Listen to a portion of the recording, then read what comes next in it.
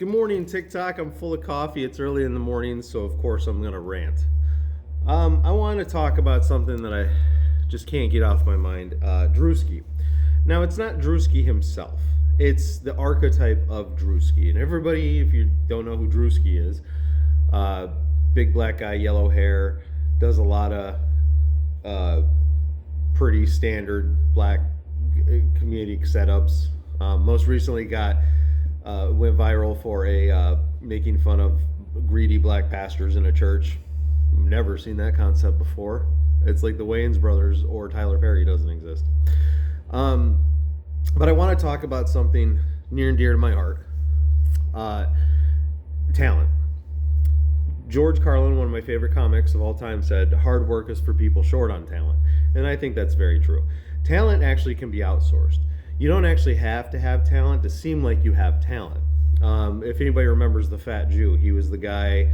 Remember the infancy of YouTube when people just aggregated like memes and videos and stuff and vines, and then they called it their own, like Tank Sinatra and stuff like that, and then they built their page on stuff other people created, and they just got the clicks for it until they figured out how to not do that. But anyways,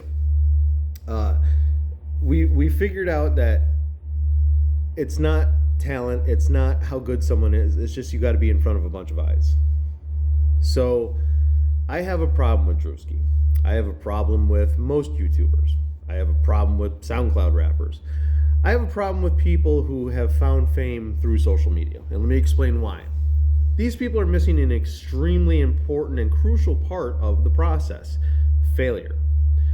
Drewski doesn't see what failure is because he's on social media. He gets views. The views progress. They don't go back. There's not like, oh, Drewski didn't make much money this month. They get bigger and better, and it goes on until one day he gets an email from T-Mobile and says, "Hey, do you want to make a T-Mobile commercial? We'll give you $100,000, and all you got to do is show your face." The issue I have with these people is they didn't pay their dues. Okay, and paying your dues in life is important. It's where you get experience from, and paying your dues is surrounded by one important factor: failure. You have to fail in life. If you want to get anywhere, you have to fail, and if you want to be really successful, that failure has to be fucking epic. Comedy, let's take that for example. Stand-up comedy is one of the hardest forms of entertainment. Musicians, you can hide behind the music and the other musicians on stage. Stand-up comedy, it's just you and your jokes on stage. So a lot of comics, let's say like Kevin Hart, I'll use people that have been around Drewski. Kevin Hart, Dave Chappelle, all those people, they've paid their dues. They've gotten on stage, they've been booed off stage, they've gotten no laughs, they've bombed, they've questioned their efficacy, they've wondered if they were even good enough to do this hundreds of times. And the difference between great and good and bad are the people who don't let the obstacles stop them. They see a speed bump, and instead of saying, "I'm going to just stop the car and get out and walk," they say, "No, I'm going to fucking drive over that, and I'm going to figure out how to do it better next time." People like Drewski, SoundCloud rappers, they're lacking in these things. They didn't have failure. They weren't up against the wall. You know, they just put their shit out there, and people currently taking a shit decided if they liked it or not through an up or down vote. So I like to, with Drewski, Tyler Perry, the Wayans brothers, "I'm gonna get you sucker" all the way up to, there was some movie with Mike Epps and fucking Ice Cube. A black preacher being greedy is not a new concept, and the fact that someone without talent tried to pass that off like he came up with it is sad. But it's even worse. Are you fucking people out there like, "Oh my god, Drewski's telling the truth"? What truth is he told that hadn't been told 1,000 times before he fucking first dyed his hair? And it's just bullshit. But thankfully you can definitely tell the difference between the people who paid their dues, the people that think for 45 minutes to try to come up with a concept, and people who just have access to the internet. So is it jealousy? Sure, I guess. I am organically funny. I'm a great writer. My shit's original. And it gets traction. My issue is that I'm not really made for larger audiences. So I've probably been banned on every major social media several times. I've been banned on TikTok 5 times, and so it happens. I'm just sorry. I'm more talented than just doing a fucking bunny hop dance with my wife in the kitchen. I'm not even married, anyways. So that's the big difference, and it bothers me that I have to share space with that, and it bothers me that those are the people that get ahead because it's easy to swallow, prepackaged, and really what it is, it's you call it trends, but that's just a euphemism for I'm stealing a concept.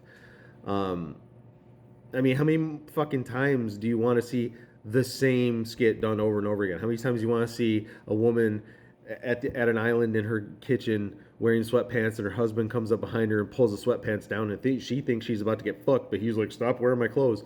Like, do we really need 10,000 of those? You know, and do they really need to get 38,000 likes per view? Whatever.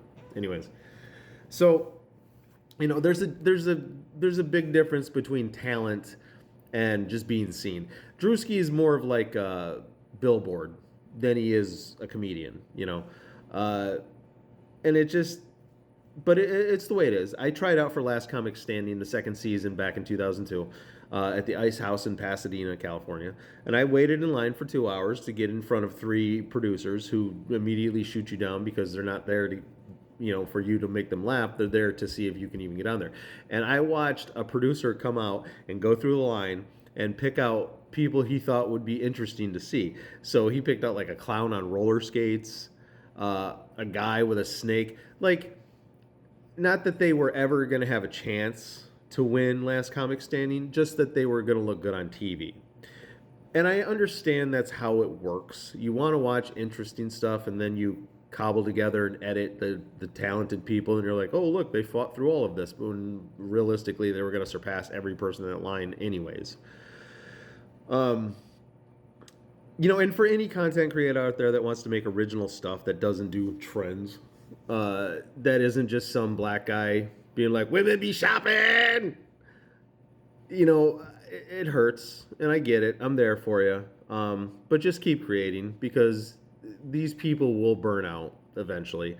They have very small shelf lives, or short shelf lives. So, but I do wanted to say that because I will talk mad shit. I'm funnier than you. I'm funnier than your favorite couple. You're just too busy with work and life that you want to look at something for 8 seconds. You go, and then you go back to your life. And that's fine, but unfortunately, you're just looking at the shit that has floated to the top of the soup, and you're not actually getting any nourishment or nutrition from the soup itself.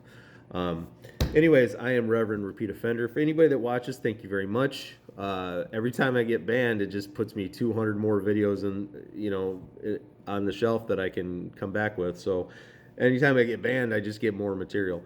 But I'm going to do this forever till the day I die, because this is my outlet, and everything that comes out of my mouth is so fucking clever. It would be a crime not to share it with everybody. Or you can watch Drewski T-Mobile commercials. Anyways, be safe out there. Well, wear a helmet, and peace.